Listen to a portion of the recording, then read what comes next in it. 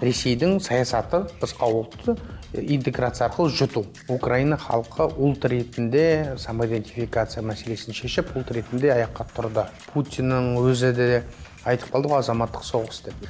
Егер біз өйтіп қарайтын болсақ, онда осы орыс пен орыс соғысып отыр деп айтуға болады. Сіз негізі Ресейдің қазақсыз, иә?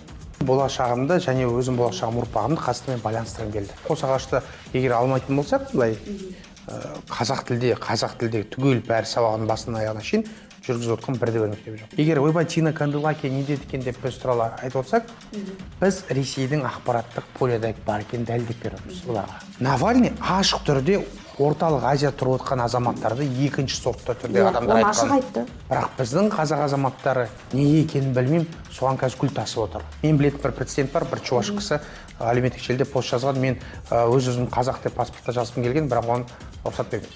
Неге мысалы 400-300 ашып мысалы